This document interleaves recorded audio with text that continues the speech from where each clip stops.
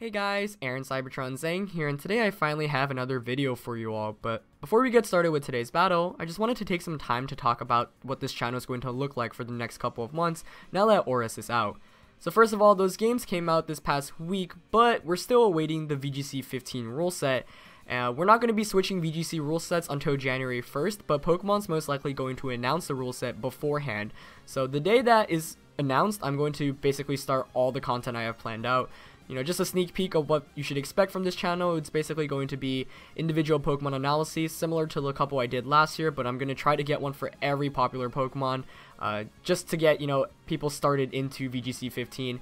I'm going to be making another video on how to get into VGC with the new rule set, attending tournaments, whatnot, and I'll be also making my own individual kind of analysis videos in terms of how I feel about the rule set, what I think can be good, and, metagame updates throughout every month. So there's going to be a lot of content. We're starting new with the new rule set, and I'll be doing my best to help you guys get into VGC 15, whether you've played VGC before or you haven't. So it should be really exciting. But until the rule set is announced, I'm going to be doing daily uploads. That's right, I'm back with daily uploads, and I'll try my best to stick with that schedule, and I'll be uploading all the VGC 14 battles I have left until we finally get the new rule set. So you should definitely get excited for that. I still have a ton of great battles saved from this previous rule set, and we're still currently playing with the VGC 14 rule set at Premier Challenges all around the world, so it's not like this format's completely obsolete yet. It's actually pretty cool because the Oris move tutors are now allowed at Premier Challenges, so if you attend any now, you should know that you're allowed to use those move tutors. But anyway, that's enough. Hope you guys are excited for the future of this channel. There's going to be a lot of content, and let's finally get into today's battle. So last week I uploaded Game 1 against solariii in a best of 3 series. It was a pretty tight battle, but I ended up winning.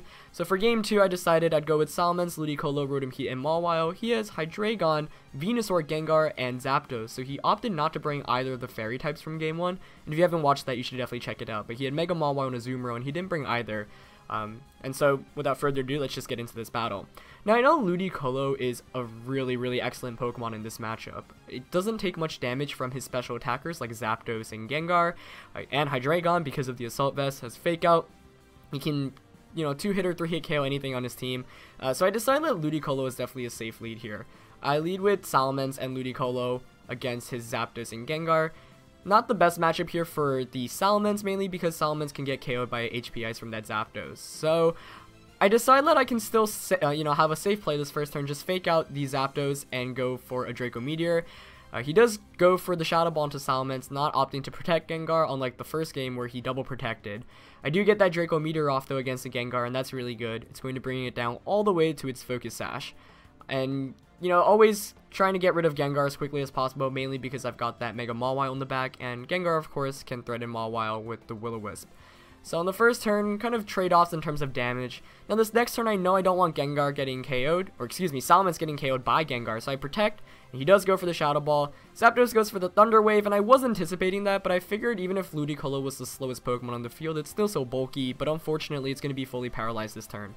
I was going for the Scald onto the Gengar because I know Salamence outspeeds everything else on his team. So missing that KO was actually really big, and I'm already kind of upset about that. Here as Gengar goes for another Shadow Ball, this time into the Ludicolo slot, and his Zapdos opting to Thunderbolt, so interesting play there by him. I could have just stayed in with Salamence and gotten a KO, and unfortunately Ludicolo was fully paralyzed once again. So that's 2 turns I basically missed out with Ludicolo, and I really needed to KO that Gengar. This following turn, I'm expecting the Protect with Gengar, but I figure I should still try to target it down because it's the real threat to my Salamence. And for the 3rd turn in a row, Ludicolo is paralyzed, while Rotom Heat blows its Thunderbolt in there. So things are not looking good for me whatsoever. I haven't been predicting his Protects very well. The Power Hacks is obviously getting to me, and I'm just losing all terms of momentum. Ludicolo is really the key to this matchup and hasn't done a single thing other than get a Fake Out. He gets another Thunderbolt and crits my Ludicolo this time while I Thunderbolt the Gengar slot, which Hydreigon comes into. And for the 4th turn in a row, Ludicolo is paralyzed. So that poor Ludicolo has been paralyzed 4 turns in a row and gets a critical hit to its face.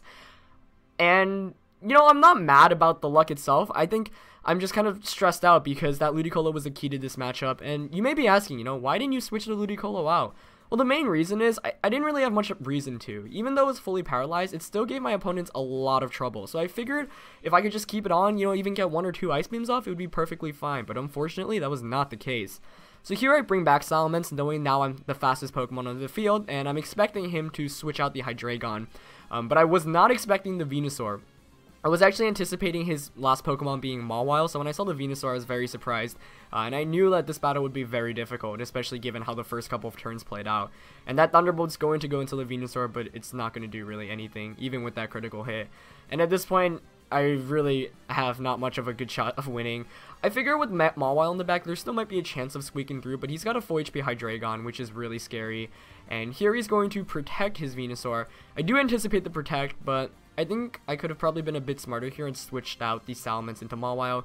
Instead, I was just kind of going for the damage, but you know, in the long term, I knew that I needed Salamence if I wanted a chance of beating Hydreigon. Otherwise, Hydreigon would beat Mawile and even Rotom Heat.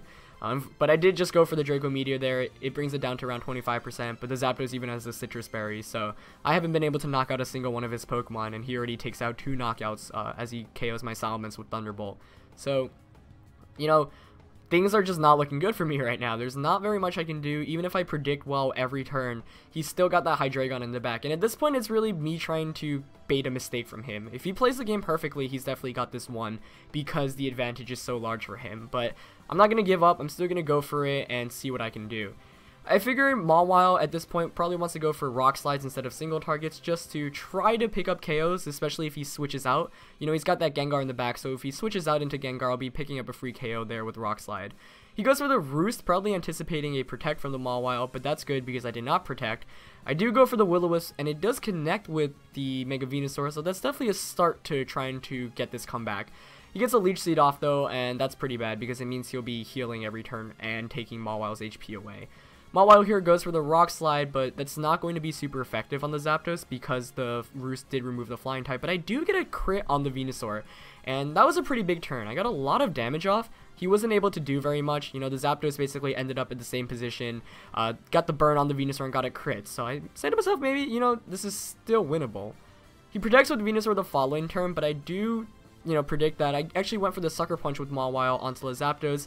I thought he would just go for the Thunderbolt this turn, and I do call it correctly. So suddenly, you know, things are kind of going back into my favor, but he's still got that Hydreigon out, and if he plays smartly with Hydreigon, he's basically got this in the bag.